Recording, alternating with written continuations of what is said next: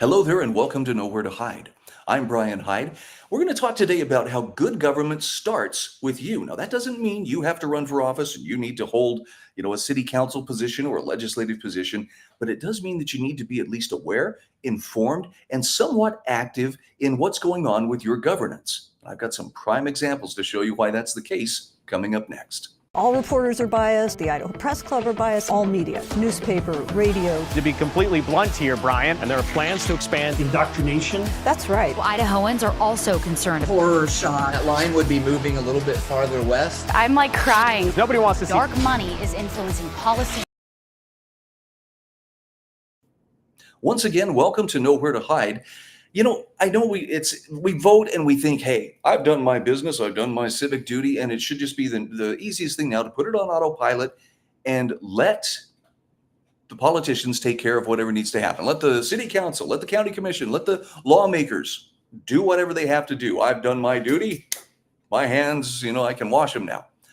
But I'm going to give you a couple of examples today of why we need to be more involved, and that starts with being informed so that we know for sure what is going on that's being done in our names. Because without that transparency, it's just in the nature, it's in the DNA of government to start doing things that it shouldn't. Now, before I get to that, I would like to celebrate a couple of quick wins here that I think are noteworthy. First of all, Senator Brian Lenny published this today on X saying, hey, for the first time since the scamdemic, the Idaho Senate overwhelmingly passed his anti-mask mandate bill, meaning no political entity or state office can force people to wear a mask.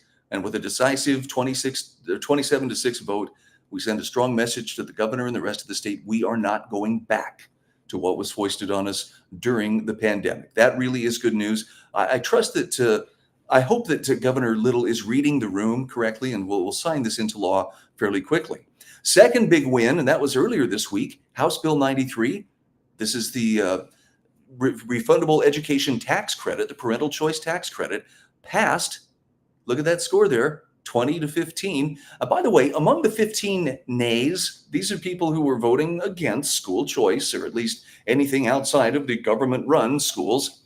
You're going to find a surprising number of Republicans siding with their Democratic colleagues. Democrats, we understand, generally will vote as a bloc.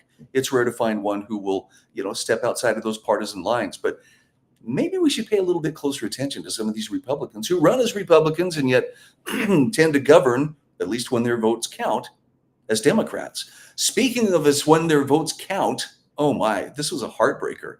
House Joint Resolution 1, which would have amended the Idaho Constitution to eliminate mandatory government education and insert language protecting parents' right to educate their children how they want, failed to meet the 2/3 vote requirement in the House. And the worst part, it failed by one vote. Now, if you look at those names in there, and I would encourage you, please go through and research who voted aye, who voted nay. You're going to find a surprising number of Republicans, again, who tend to come down on the side of Democrats when it counts. Sad that this one didn't make it through, but the momentum, clearly there's a shift with a school choice bill going to the governor's desk. There has been a shift, and I think that the chances are good that a constitutional amendment could be in the works as we move forward. All right, now let's talk about why we need to be very involved, even at the local level. This is an article that was just published at idahofreedom.org. This is from Rachel Hazelip with the Idaho Freedom Foundation. Pocatello officials are spending millions with limited oversight. Whatever happened to transparency in government? Now, there's a lot to this. There's a lot of dates and things that I won't have time to go into in perfect detail here, but I encourage you, go to idahofreedom.org and you can get the gist of what's going on here. I'll give you the thumbnail sketch in today's Nowhere to Hide.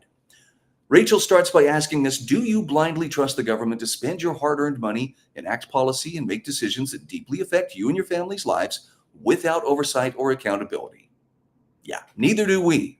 But she says this brings us to Pocatello Mayor Brian Bladd and the Pocatello City Council, who appear to have skirted the law when they authorized a $2.4 million loan from the Streets Reserve to pay for a city fuel site and city car wash.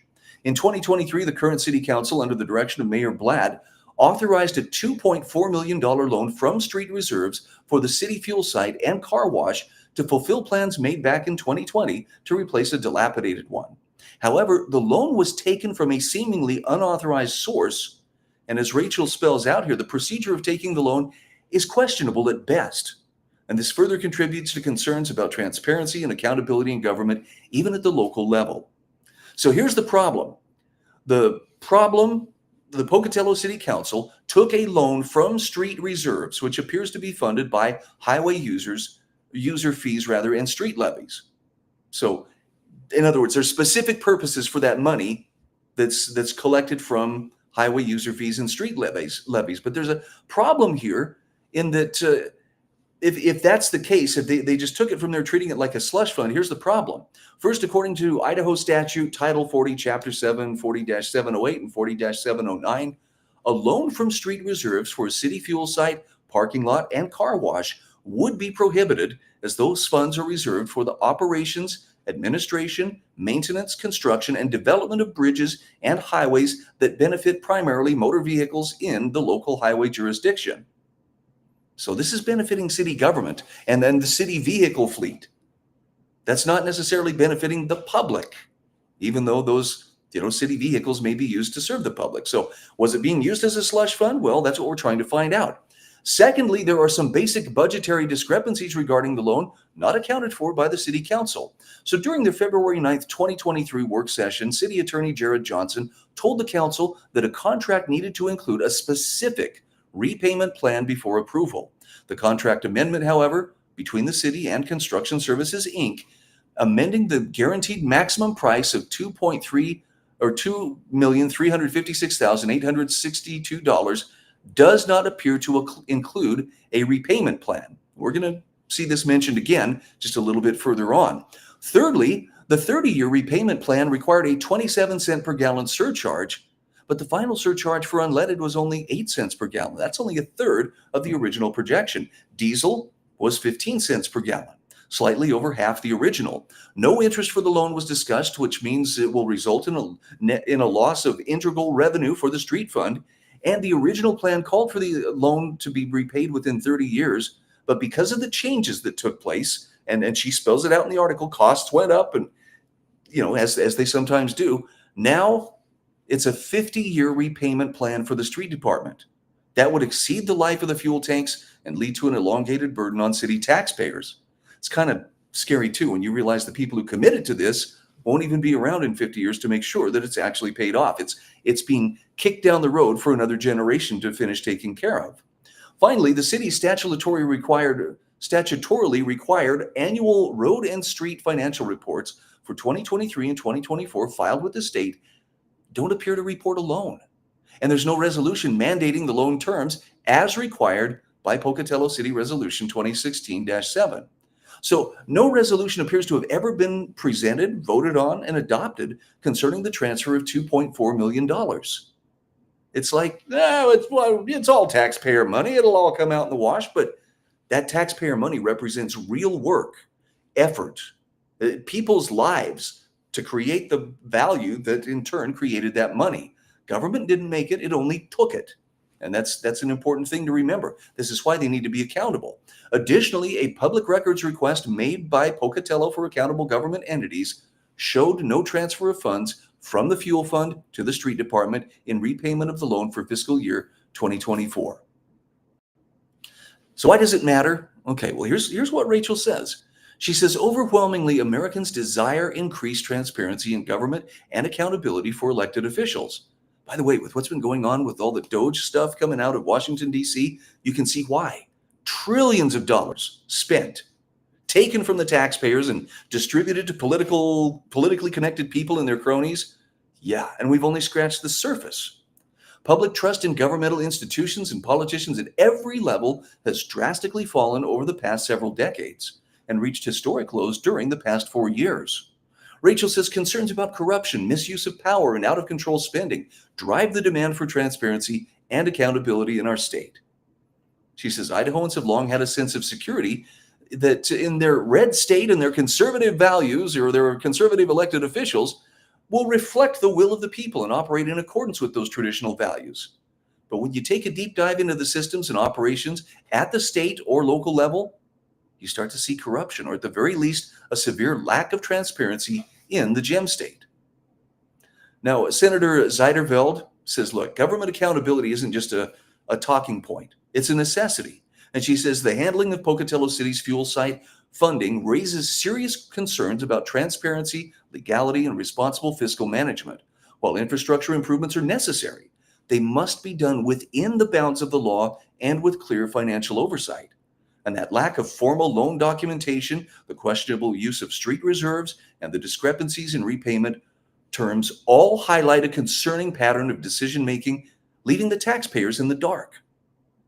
Senator Zeiderveld says, look, Idahoans deserve a government that follows established procedures, ensures financial responsibility, and operates with full transparency. And she says, without accountability, trust in leadership erodes, and it's up to citizens and state officials to demand better. So she says, I support a full investigation into this matter until accountability and transparency is achieved. Now, this really comes down to the principles of what makes good government. And Rachel Hazelip says, look, the founding fathers correctly understood without accountability, government expands, overreaches, it becomes corrupt, and left to their own devices, people are prone to immorality. The government is not transparent on its own accord, and power, well, it has a way of corrupting people. It's been said that corruption is another invincible enemy of freedom. It undermines the confidence of the people in the government and its institutions, and erodes the very foundation upon which our nation was built. So the bottom line here is, as important as it is to get out and vote, and I would encourage you, be an informed voter. It's also important what you do both before you vote and after you vote. So it starts with becoming better informed. It also means advising those who you elect to represent you as to what your will is, what you expect, making sure that they're doing their job. And yes, you're checking up on them. No, you're not hovering over them like a helicopter parent, but you are at least holding them accountable. And if you want good government, that is the price that has to be paid. I'm Brian Hyde, and this is Nowhere to Hide. All reporters are biased. The Idaho Press Club are biased. All media, newspaper, radio. To be completely blunt here, Brian, and there are plans to expand indoctrination. That's right. Idahoans are also concerned. Horror shot. That line would be moving a little bit farther west. I'm like crying. Nobody wants to see Dark money is influencing policy.